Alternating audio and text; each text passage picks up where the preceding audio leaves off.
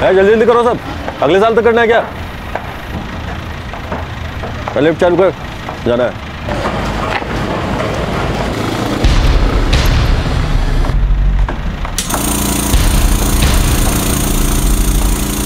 कौन? अगर मर्द की औलाद है तो वहीं रुकना। अबे आ जाओ ऊपर।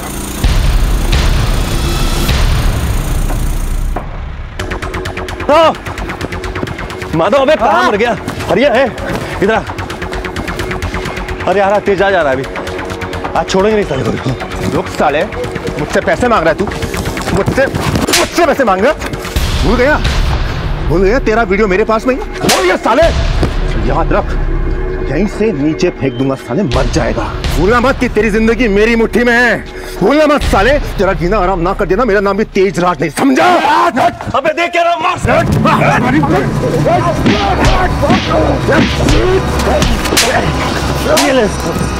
ये जो तुम दो तूने मारे ना वो रहे, और ये ले साला मुझे मारेगा। अगली बार हाथ उठाने से पहले ना 10 बार सोच लियो। क्या कर रहे हैं यहाँ पे? नीचे काम रुका, इसके लिए तुम लोगों को पैसा मिलता है। चलो फटाफट चलो यहाँ से, चलो। तेरी साले।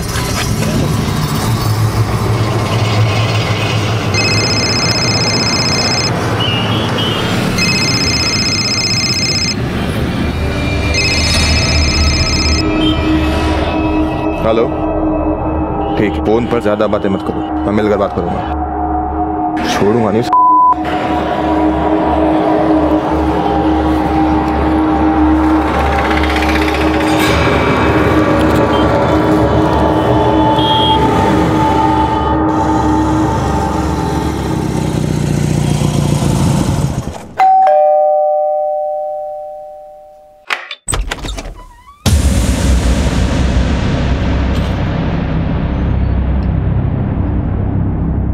दुआ सलाम करने का मन भी नहीं करता। बेहतर यही होगा कि उससे दूर रहो। शर्म आती कि नहीं इस उम्र में ये सब कुछ करते हुए?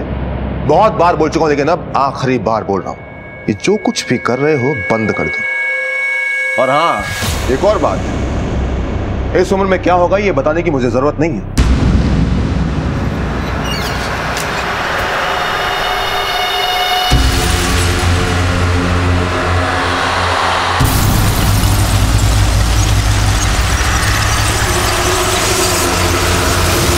बड़ी मुश्किल से स्कूल की लैब से निकाल ले जो बार बार ये काम हर सुकून होला। कितने रुपए हो गए? 500 रुपए।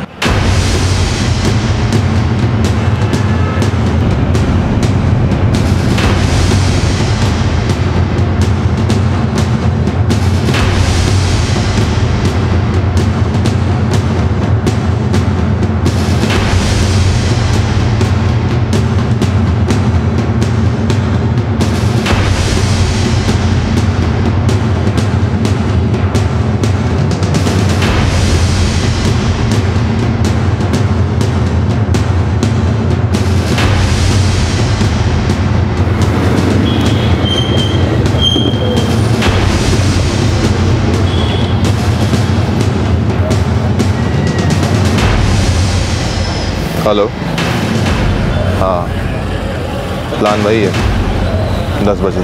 तुम कुंडी मत लगाना। हाँ, बाकी सब मैं संभाल लूंगा।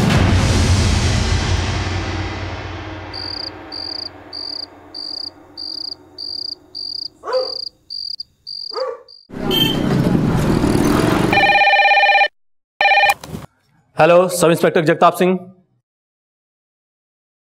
क्या?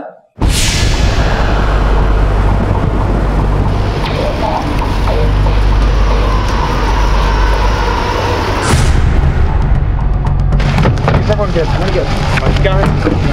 पूरा एरिया अच्छी तरह से छान मारो। जी सर।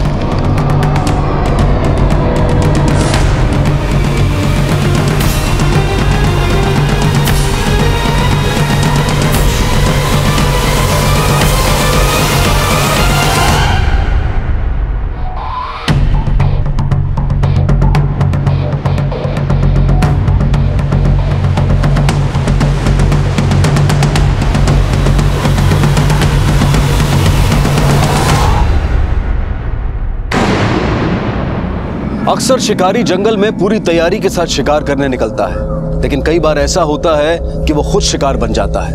उस वक्त ना हाथ में रखा हथियार काम आता है और ना ही दिमाग। ऐसा ही कुछ जयपुर के तेजराज के साथ हुआ।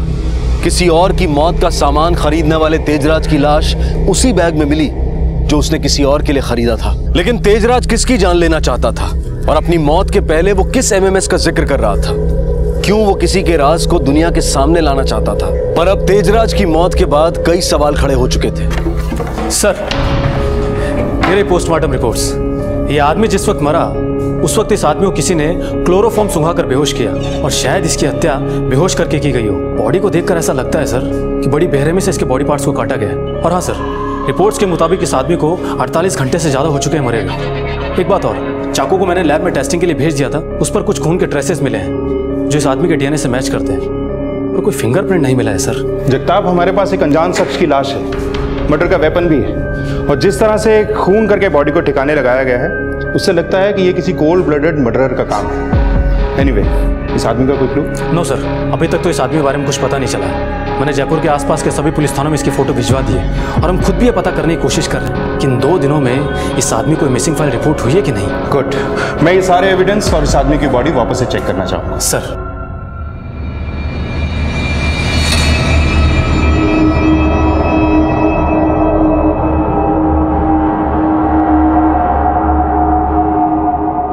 सर, ये बॉडी के कपड़े, एक चाकू जिसे हत्या की गई, एक बारकोड मिला सर साथ।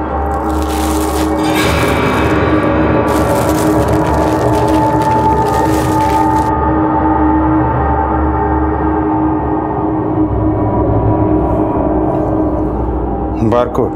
जगताप, हाँ सर। अपनी टेक्निकल टीम से कहो कि इस बारकोड को स्कैन करें, पता करें कि ये बैग कहाँ से खरीदा गया है। बारकोड से सेलर की डिटेल मिल जाएगी। फिर जहाँ से भी ये बैग खरीदा गया है उस दुकान या उस जगह के सीसीटीवी फुटेज से हो सकता है हमें कातिल का चेहरा मिल जाए।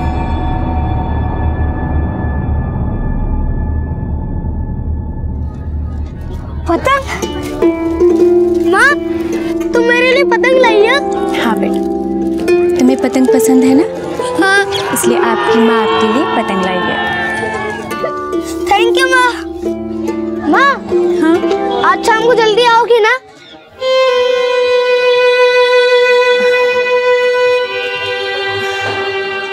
बेटा, बस कुछ दिन और, उसके बाद माँ का पूरा समय सिर्फ आपके लिए होगा।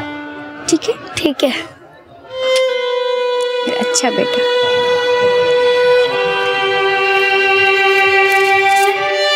माँ देखो, मेरी पतंग उड़ रही है।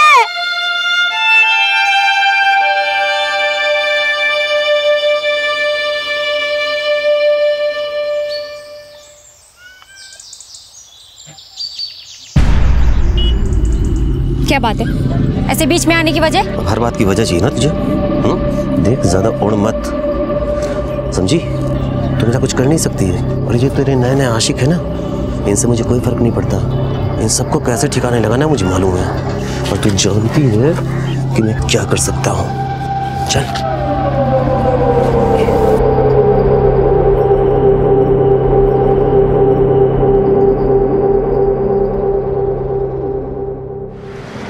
ओके, ठीक है, ठीक।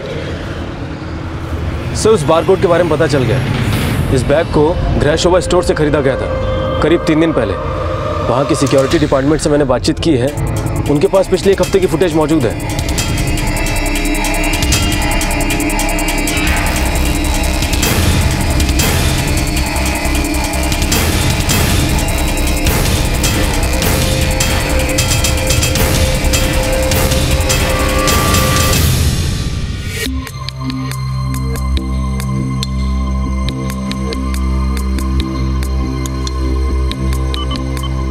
सर, यहाँ तो विक्टिम खुद है।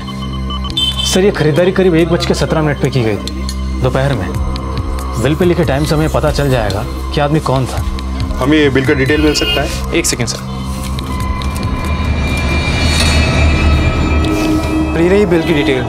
सर, ये देखिए, डेबिट कार्ड से पेमेंट किया गया था। इस आदमी का नाम तेजराज सिंघानिया है। इस कार्ड की डिटेल से इस आदमी के बारे में पूरी जानकारी हासिल करो और पता करो कि कार्ड के ट्रांजैक्शन में दिया गया ये नाम इसी आदमी का है या नहीं। अगर ये आदमी तेजराज सिंघानिया है तो इसके बैंक से इसके पूरे डिटेल हासिल करो। Okay sir. सर, ये रही इस कार्ड की डिटेल। ये तेजराज यहीं सेक्टर 11 में रहता है।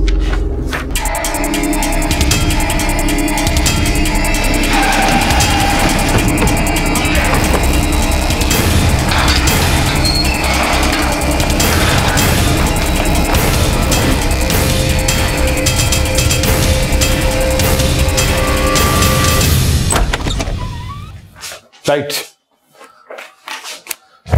जगताप। हाँ सर। Search everything.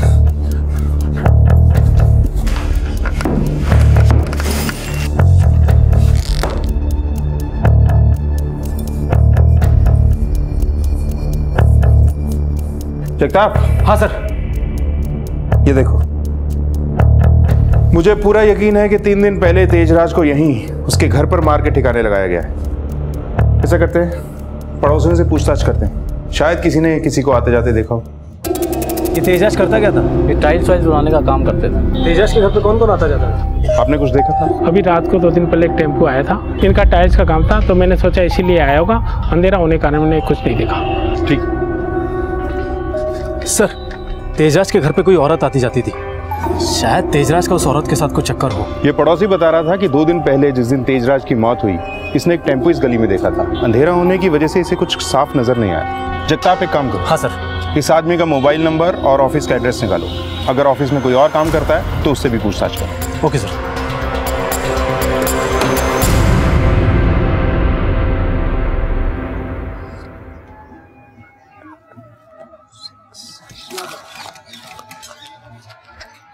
माँ, इसमें क्या भरेंगे?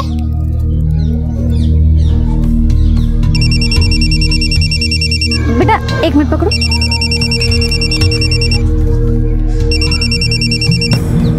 हेलो,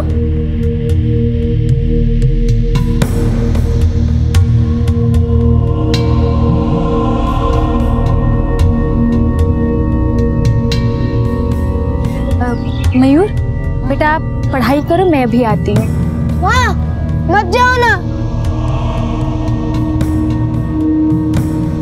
बेटा मेरा जाना बहुत ज़रूरी है ना? नहीं जाऊंगी तो फिर आपके लिए चॉकलेट कौन लाएगा, है ना? तो मैं जाऊँ?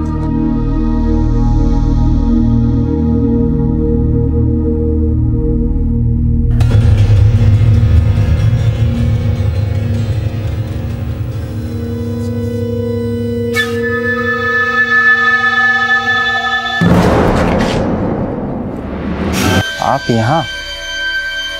हमें अच्छा लगा आपको देखकर। अब कुछ ऐसा कर दीजिए कि मज़ा ही आ जाए। अब तो तुम तुम्हारे पति को भी नहीं बता सकती।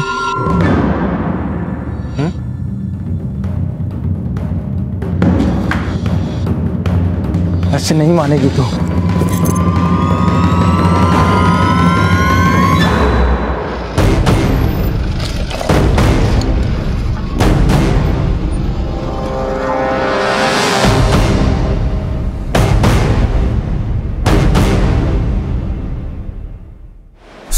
तेजस साहब के उनके पिता जितेंद्र सेठ से बिल्कुल नहीं बनती थी और यही वजह थी कि वो उस घर में रहकर भी बिल्कुल अकेले रहते थे। 2 दिन से वो ऑफिस नहीं आया और तुमने पता करने की कोशिश नहीं की? वैसे भी वो इन दिनों कम आया करते थे और सारा काम मैं ही संभालता हूँ और कल रविवार होने की वजह से छुट्टी थी। तेजराज का मोबाइल नंबर देना।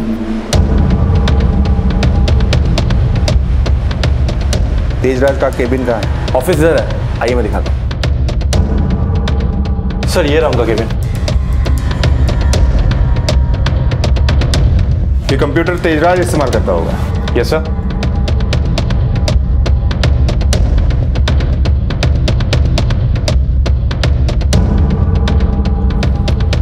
ये हमेशा लॉक ही रहता है? सर इतना तो कभी ध्यान नहीं दिया, वैसे लॉक ही होगा।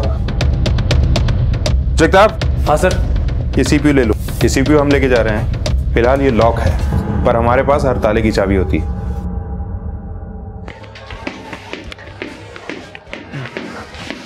मयूर। हाँ पापा। बेटा मम्मी कहाँ है? मम्मी? हाँ। मेरे लिए चॉकलेट लाने गई है।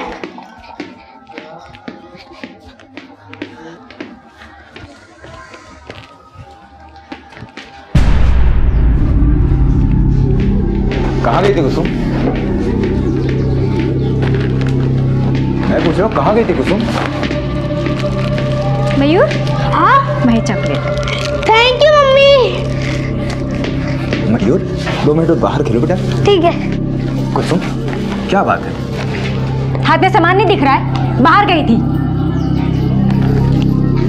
आखिर हुआ क्या है, तुम मुझे बता सकती हो? नाराज हो क्या मुझसे? कुसुम, कुसुम मेरी बात तो सुनो, क्या हुआ है? क्यों पीछे पड़े हो? समझ में नहीं आता? एक बार बोला ना बाहर गई थी, दोबारा बोलूं? नहीं तो बोलो, दोबारा बोलती हूँ।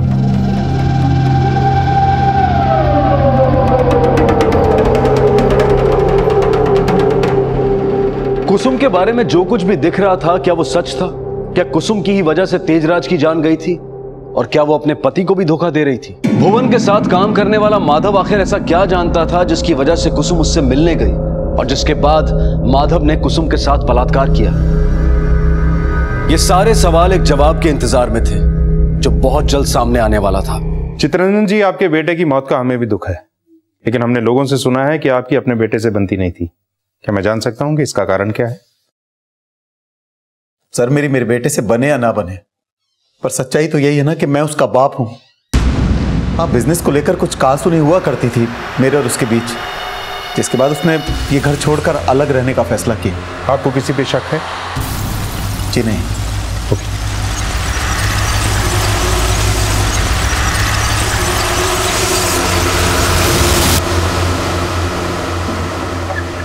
सर, तेजराज की कॉल रिकॉर्ड्स आ चुकी है। मैंने कॉल रिकॉर्ड्स को अच्छे से चेक किया है। उसमें कई नंबर्स थे, पर जिस नंबर पर वो सबसे ज्यादा बातचीत किया करता था वो तो तेजराज के नाम पर ही रजिस्टर निकला। उसका खरीदा हुआ बैग और उसी का खरीदा हुआ चाकू, और ये नंबर भी उसी के नाम पे। माजरा क्या है? खैर, वो सीपीयू अनलॉक हुआ? सर, हमारी टेक्निकल टीम उस पर काम कर रही है। लॉक खोलने के प्रोसेस में सारा डाटा इरेज ना हो जाए, इसलिए थोड़ा टाइम लग रहा है। गुड। जगताप, एक काम और करो। हाँ सर। इस तेजराज के पिछले 1 साल के सारे डिटेल्स निकलवाओ। ये कहाँ गया, किस किस क्लाइंट से मिला, सब पता करो। और हाँ, इसके ये दोनों नंबर जो इसके नाम पे रजिस्टर्ड हैं, इसका पूरा 1 साल का कॉल डिटेल्स निकालो। ये कब और कहाँ एक्टिव थे, सब पता करो। Okay sir.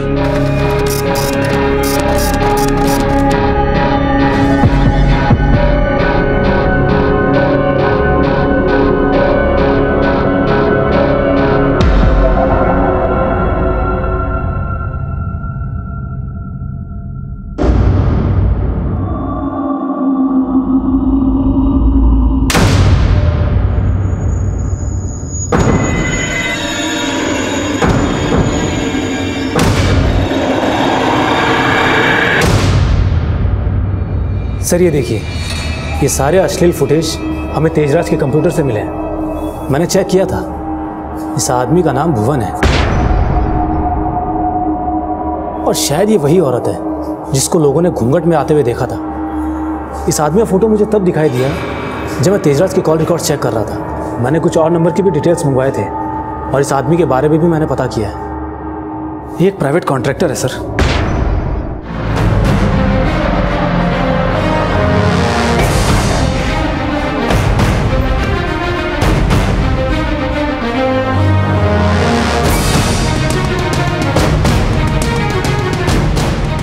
क्या रे भुवन, बड़े तोड़ने जोड़ने के कॉन्ट्रैक्ट लेता है। अब तेरा कॉन्ट्रैक्ट हमारे पास है, हमें देख के तू समझ ही गया होगा कि हम क्या तोड़ते हैं। अरे हुआ क्या? अरे हुआ क्या साहब, ये तो बताओ। अरे हमने किया क्या है? क्यों मारा तेजराज को? कहाँ बात कर रहे हैं साहब, हम काहे मारेंगे तेजराज को? झूठ मत बोल। माधवन ने हमें सब बताया है कि एक बार अपनी साइट पे तूने उसे मारा भी था, और दुश्मनी में सुना है कि तू सूद के साथ साथ ब्याज भी वापस करता है। अरे तुम 2 तूने मारे ना, वो रहे, और ये ले इसका ब्याज। साला मुझे मारेगा? साहब, झगड़ा हुआ था, लेकिन पहले हाथ उसने उठाया था। उसके पास हमारा एक MMS पड़ा हुआ था, हमको रोज धमकी देता था कि हमारी बीवी को दिखा देगा। वो MMS तो उसके कंप्यूटर में बाहिफाजत रखा हुआ है। उस MMS में वो औरत कौन थी तेरे साथ? सब वो हमारे दोस्त दिनेश की पत्नी कुसुम थी। दिनेश टिफिन सप्लाई करने का काम करता था। कभी कभी मुझे मज़दूरों की कमी पड़ती थी तो मज़दूर भी सप्लाई करता था। इसी सिलसिले में उसके घर पे खाने वाने पे जाना आना हो जाता था। वहीं मेरी मुलाकात कुसुम से हुई। धीरे धीरे कुसुम पास आने लगी, और एक दिन जब दिनेश घर पे नहीं था तो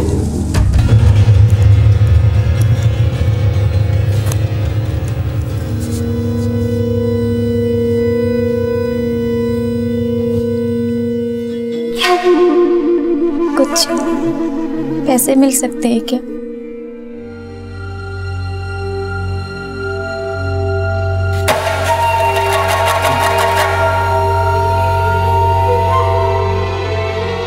उसके बाद ही मुझे मालूम चला कि कुसुम का चक्कर मेरे ही साथ नहीं बल्कि और लोगों के साथ भी है। तेजराज के साथ भी उसका चक्कर चालू हो गया था। साहब, वो तेजराज कुसुम के पीछे पागल हो गया था। मुझे भी उसने धमकी दी थी कि कुसुम से ना मिलूं।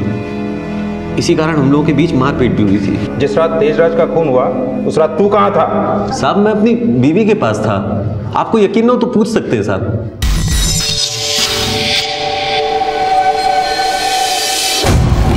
सर, मैंने भुवन की बीवी से बातचीत की थी।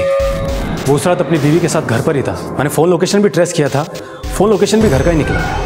लेकिन हाँ सर, भुवन ने जो कुसुम का एड्रेस बताया था, उस एड्रेस पर तेजराज का दूसरा नंबर अक्सर एक्टिव था, जिससे उसे अक्सर कॉल्स आया करते थे। मैंने उस नंबर के मर्डर वाली रात के कॉल डिटेल मंगवाए। मर्डर वाली रात को भी वो नंबर वहीं एक्टिव था। इसका मतलब वो दूसरा नंबर कुसुम इस्तेमाल कर रही थी। जगताप, फौरन एक टीम तैयार करो। वक्त आ गया है कि इस केस में उठे हर सवाल का जवाब कुसुम अपनी जबान से दे। चलो। कुसुम, मेरी बात तो सुनो। कुछ नहीं सुनना मुझे। बात समझने की कोशिश करो कुसुम। मैं तुमको समझाना चाहता हूँ। चुप रहोगे तुम। कुसुम, क्या हुआ सर? कुसुम के जाने का वक्त हो गया दिनेश।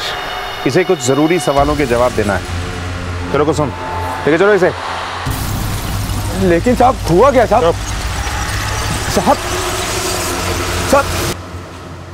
देखो कुसुम, जो नंबर तुम यूज कर रही हो वो तेजराज के नाम पे रजिस्टर्ड है। तुमने अपना नंबर अपने नाम पर क्यों नहीं खरीदा? क्योंकि साहब, नंबर खरीदने के लिए जो कागज लगते वो मेरे पास नहीं थे। तेजराज से तुम्हारी जान पहचान कैसे हुई? मैं उसके पिता चित्रंजन सेठ को जानती हूँ। चित्रंजन? तुम चित्रंजन को कैसे जानती हो? मैं सर अपने पति के साथ जगह जगह टिफिन बांटने जाया करती थी। उसी सिलसिले में मैं एक बार चित्रंजन सेठ के ऑफिस भी गई थी। ये तुम्हारा इस महीने का टिफिन का हिसाब। बहुत बहुत शुक्रिया। कैसा लगेगा अगर इससे भी दोगुना पैसा हर रोज तुम्हारे हाथ में हो?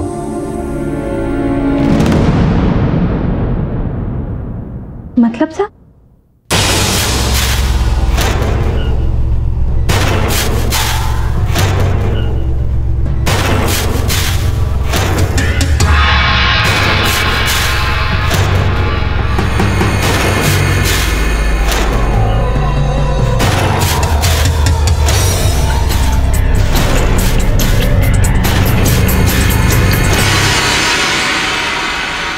इसके बाद साहब मैं तेजराज से भी मिली।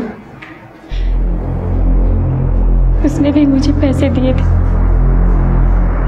उन दोनों के बीच मेरी वजह से तनाव बढ़ता गया था। तेजराज पागल हो गया था साहब, क्योंकि मैं बहुत से लोगों के साथ ये सब करती थी। तेजराज भी उन लोगों में से एक था। तेजराज साहब मेरा इस्तेमाल कर रहा था। तुमने उसे क्यों मारा? क्योंकि साहब वो सब लोगों को डराने धमकाने लगा था जिनसे मैं पैसे कमाती थी। उसने भुवन को भी धमकाया। यहाँ तक कि उसने मुझे भी धमकी दी कि मैं उसके हिसाब से चलूं, नहीं तो वो मेरे पति के सामने मुझे बेकदाब कर देगा। जिस तरह साहब कुत्ता पागल हो जाए तो उसे गोली मार देनी चाहिए, उसी तरह साहब मैंने भी मार दिया उसे। जगताप, जैसा कि ये औरत बता रही है, मुझे इसकी बात पर यकीन नहीं। हो ना हो, इस सब में इसके साथ कोई ना कोई जरूर था जिसका नाम ये हमसे छुपा रही है। क्योंकि जिस तरह से तेजराज की जान गई है वो किसी अकेली औरत का काम नहीं हो सकता। इसमें जरूर उसने किसी ना किसी की मदद की। क्या इस सब में चित्रंजन उसके साथ नहीं हो सकता? सर, पर एक बाप अपने बेटे को। जगताप, यहाँ मामला बाप और बेटे के रिश्ते से ऊपर उठ चुका है। दोनों की जान एक ही औरत में बसती है। ऐसे मामलों में जहां दो लोगों की जान एक ही चिड़िया में बसती हो, एक की जान जाना लाजमी है।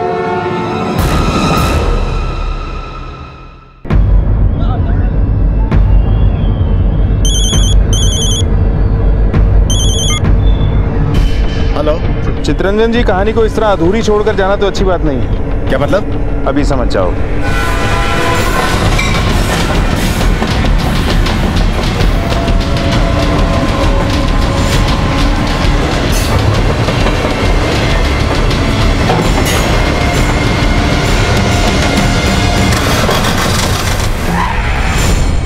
मैं कहीं भाग नहीं रहा था, दिल्ली जा रहा था जरूरी काम से बिजनेस के सिलसिले में। पर मुझे लगता है कि अब आपको दिल्ली जाने की कोई जरूरत नहीं है, क्योंकि अब आप जेल की सलाखों के पीछे जाएंगे। बहुत मजे लिए हैं आपने कुसुम से इस उम्र में। अपने बेटे को मारने से पहले हाथ नहीं कांपे आपके? ये आप क्या कह रहे हैं? मैं अपने बेटे को नहीं मार सकता। हाँ, ये सच है कि मेरे और कुसुम के बीच अवैध संबंध थे, जिसके कारण मेरे बेटे से रिश्ता खराब हुआ। पापा, वो शर्म नहीं आती आपको? अगर बाहर किसी ने देख लिया ना, आपका जीना मुश्किल कर देंगे। मेरी जिंदगी मैं कैसे जीऊंगा ये मैं डिसाइड करूंगा, और मुझे अपनी मंजिल पता है। कुसुम, मुझे विश्वास नहीं होता कि इस उम्र में आप ये सब कुछ कर रहे हैं। हमें भी विश्वास नहीं हो रहा कि इस उम्र में आपके ऐसे शौक और ऐसे अरमान हैं। कुसुम ने हमें सब कुछ बता दिया। कुसुम ने हमें यह भी बता दिया है कि तेजराज को मारने में आपने उसका साथ दिया था। झूठ बोल रही है वो, ऐसा कुछ भी नहीं है। मुझे तो बाद में पता चला कि ये कुसुम हम दोनों के साथ सोती है। यही नहीं, इसके और भी आशिक हैं, जिनके साथ इसके रिश्ते और भी गहरे हैं। मैंने अपने बेटे को नहीं मारा सर, मुझे लगता है अपने किसी आशिक के साथ मिलकर इसने मेरे बेटे को मारा है। आप कहें और हम मानने, ऐसा नहीं हो सकता है। जब तक सब कुछ साफ नहीं हो जाता, आप यहीं रहेंगे हमारे मेहमान बनके। पुलिस को यह तो पता था कि कुसुम इस मर्डर में शामिल थी, लेकिन जो बयान उसने दिया था उसमें कहीं ना कहीं कमियां थी, और यह बात बिल्कुल साफ थी कि इस कत्ल को अंजाम देने में किसी और ने भी कुसुम की मदद की थी। लेकिन वो था कौन? अब तक जितने भी नाम पुलिस के सामने आए थे, उन सभी के साथ कुसुम के संबंध तो थे, लेकिन कमी थी तो उसे एक ठोस वजह की, जो तेजराज की मौत का कारण बन गई। कुसुम, इस खून में तुम्हारे साथ और कौन था?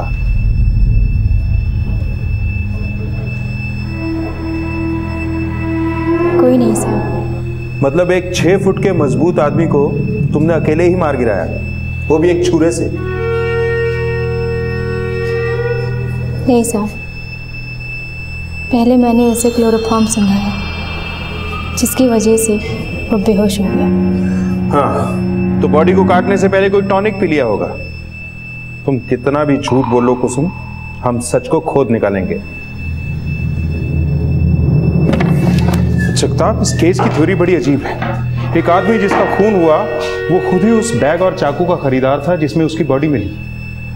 कुसुम इस खून की जिम्मेदारी ले रही है, पर यह इम्पॉसिबल है, क्योंकि एक औरत का इतनी बड़ी बॉडी को काट कर एक बैग में भरकर जंगल में फेंक कर आना इम्पॉसिबल है। क्या यह हो सकता है कि तेजराज ने खुद ही वो बैग और वो चाकू किसी और को मारने के लिए खरीदा हो, और इस बात को कुसुम जानती हो, और कुसुम ने शिकार के साथ मिलकर खुद ही शिकारी का शिकार कर दिया हो? क्या तेजराज कुसुम के किसी प्रेमी को मारना चाहता था, और तेजराज का किसी और को मारने का प्लान उसकी ही मौत का कारण बना?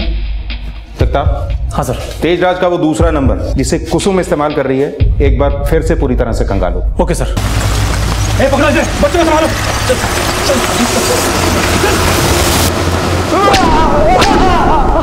तेजराज को क्यों मारा तुमने? हाँ, क्यों मारा तेजराज को? साहब, मैंने नहीं मारा साहब, मैंने नहीं मारा उसको। नहीं मारा तो ये सब क्या है? क्या साहब? तेरे कॉल रिकॉर्ड्स, लोकेशन डिटेल्स, सब कुछ। तू और कुसुम टच में थे। जिस रात तेजराज का कत्ल हुआ, उस रात भी तू वहीं मौजूद था, तेजराज के घर पे।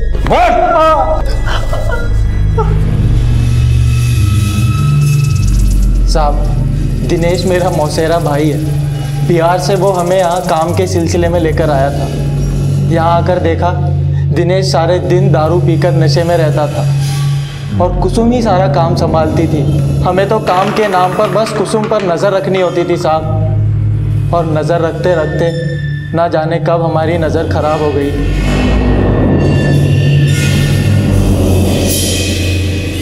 साहब कुसुम ने 1 में 4 जोड़कर दिनेश के कान में मेरे खिलाफ जहर भर दिया था साहब, और इसीलिए दिनेश ने मुझे भुवन के साथ साइट पे काम करने में लगा दिया और वहीं दिनेश से मेरी मुलाकात होती रहती थी। अब ये बता कि कुसुम के बेटे को क्यों उठाया तूने? कौन है बे? तेरा बाप। अरे बाप से याद आया, तेरा बच्चा कहाँ है दिनेश? बच्चा? याद नहीं आ रहा? कोई बात नहीं, अभी लेकर चलता हूँ तेरे बच्चे के पास। चलो। अरे क्या कर रहे हैं साहब? देख दिनेश, तूने जो किया ना, ये तो बस उसका ट्रेलर था। अब तू डिसाइड कर ले कि तुझे पूरी फिल्म दिखाएं या तू पूरी कहानी सुनाएगा। बोल। शराब की लत ने पैसों की जरूरत पैदा कर दी थी और इन पैसों की जरूरत ने मेरे अंदर एक हैवान को जन्म दे दिया था। मैंने सोचा कि जुआ खेलकर अच्छा पैसा कमा लूंगा, पर नहीं साहब, वहां भी तकदीर ने मेरा साथ छोड़ दिया।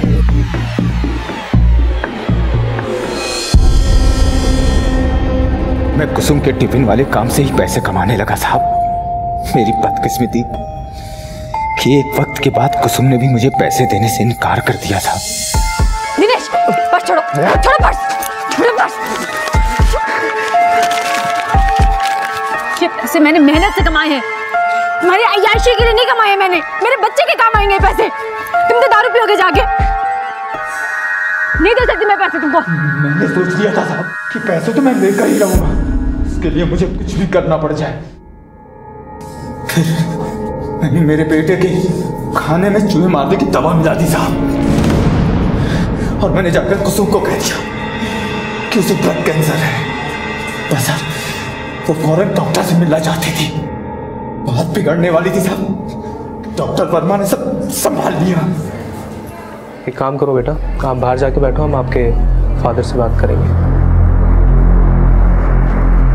देखिए, ये बीमारी उम्र के साथ नहीं होती, ये किसी को भी हो सकती है, और मुझे बड़ा अफसोस है कि बीमारी मयूर को है। मैंने उसकी रिपोर्ट्स देखी हैं, ये देखिए।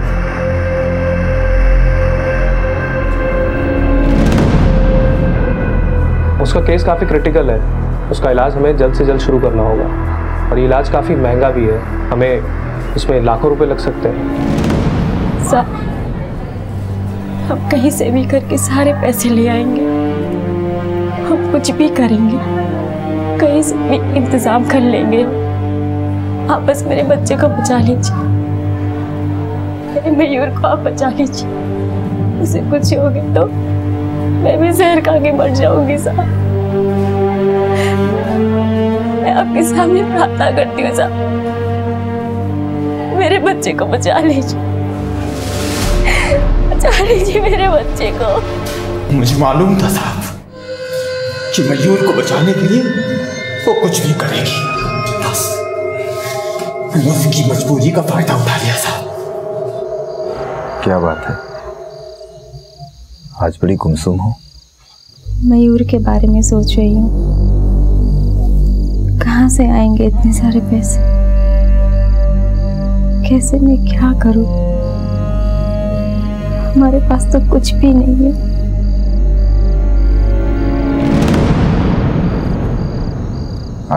आज भुवन से मेरा झगड़ा हो गया था। क्यों, क्या हुआ? साले की हिम्मत तो देखो, कह रहा था कि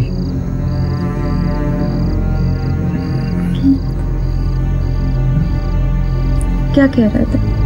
कह रहा था कि वो तुम्हारे साथ सोना चाहता है, चाहे जितने पैसे ले लो।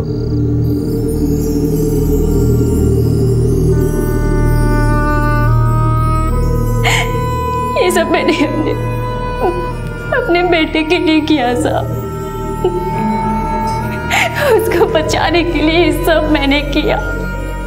मेरी मुलाकात भुवन से हुई, उसने मुझे ये सब करने के लिए 2 लाख रुपए दिए साहब। फिर साहब दिनेश ने आगे बताया कि इलाज में और ज्यादा पैसे लगेंगे। उसके बाद चितरंजन ने मुझे 7 लाख रुपए दिए। सब मैंने जो कुछ भी तेजराज के बारे में बोला सब झूठ था, सब झूठ था साहब। तेजराज ने कभी मुझे परेशान नहीं किया, कभी नहीं। वो बस एक बात से मुझसे नाराज रहता था कि मैं चितरंजन और भुवन के साथ, दोनों के साथ। एक दिन साहब उसने मुझे मेरे बेटे के साथ देखा, उसने मेरा दर्द महसूस किया साहब। उसने साहब दिनेश और भुवन के सारे पैसे लौटा दिए और उसने मेरे मयूर को एक बड़े और एक अच्छे डॉक्टर को भी दिखाया। कुसुम, क्या कहा डॉक्टर ने? मेरा मयूर ठीक तो हो जाएगा ना? ठीक तो तब होगा ना जब इसे कुछ हुआ होगा। कुछ नहीं हुआ इससे, तेरा बेटा एकदम ठीक है। तेरे पति ने तेरे साथ धोखा किया है, तेरे साथ खिलवाड़ किया है, तेरी जिंदगी बेच के उसने सिर्फ पैसे कमाए हैं। उस दिन तेजराज की मुलाकात भुवन से हुई। उसने भुवन को कहा कि वो मुझसे दूर है। तेजराज की मौत कैसे हुई? तुमने मुझे बेवकूफ बनाया, मेरी पूरी जिंदगी बर्बाद कर दी सिर्फ पैसों के लिए। मैं तुम्हें नहीं छोड़ूंगी। पुलिस में जाकर सब कुछ तुम्हारे खिलाफ सच सच बताऊंगी, सब कुछ। तुम्हें मैं जेल में सड़ते हुए देखना चाहती हूँ। इतना आसान है मुझे जेल भेजना? मयूर अभी 4 फीट का है, अच्छा लगेगा कि उसके छोटे छोटे 4 टुकड़े कर दूं? अगर किसी के आगे मुंह खोला तो याद रखना, उसकी बोलती बंद, हमेशा के लिए। समझ में आया कि नहीं? आया कि नहीं?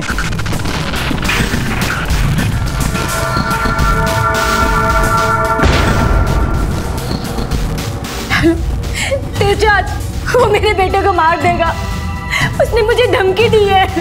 ठीक, फोन पर ज्यादा बातें मत करो, मैं मिलकर बात करूंगा। छोड़ूंगा नहीं।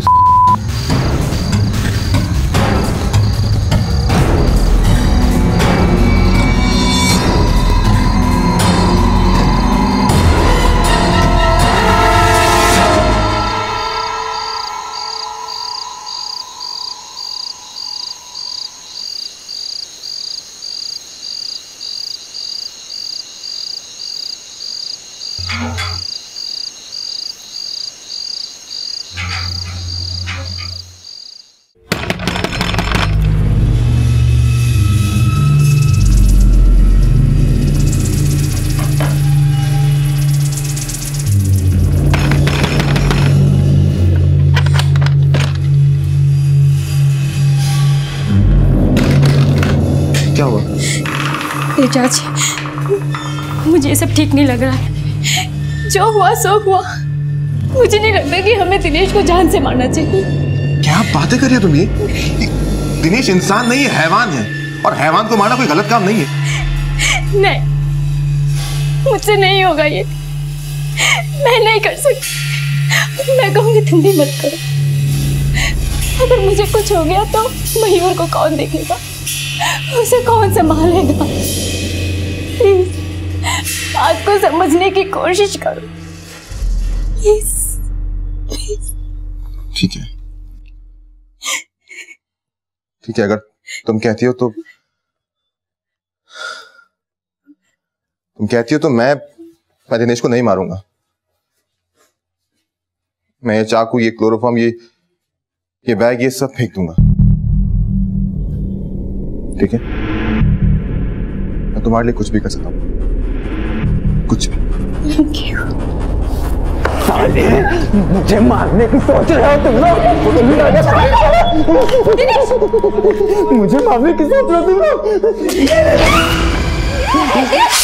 मुझे मारने की सोच रहा था ना? नहीं, मुझे मार।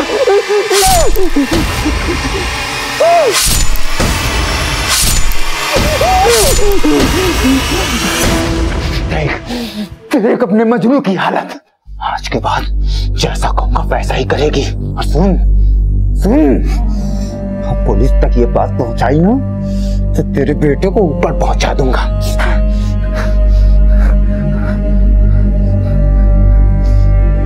माधव, जल्दी आजा।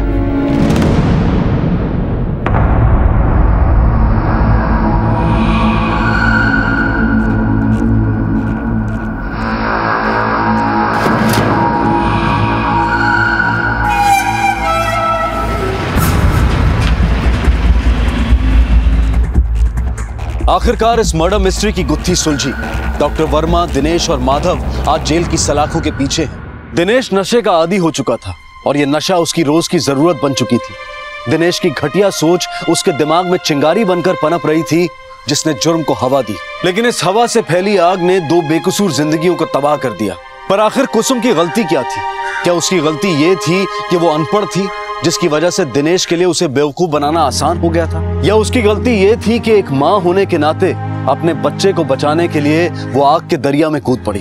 कुसुम की अंधेरी दुनिया में तेजराज एक उजाले की तरह से आया था, जो कुसुम को चाहता था और उसे इस सबसे दूर ले जाकर एक अच्छी जिंदगी देना चाहता था। किसी भी पाक रिश्ते की शुरुआत एक आपराधिक सोच के साथ नहीं की जा सकती। तेजराज ने दिनेश को मारने की साजिश रची, जिसे किसी भी कीमत पर सही नहीं ठहराया जा सकता। भले ही उसका मकसद कुसुम को इस नर्क से निजात दिलाना हो, लेकिन इंसाफ कानून के हाथों होता है, जुर्म का सहारा लेकर नहीं। अब मैं अनूप सोनी आपसे विदा लेता हूं। फिर मुलाकात होगी अगले एपिसोड में एक और चौंका देने वाले केस के साथ। तब तक अपना और अपने परिवार का ख्याल रखें और देखते रहें क्राइम पेट्रोल डायल 100। सबक एक को, सीख हम सबको। जय हिंद।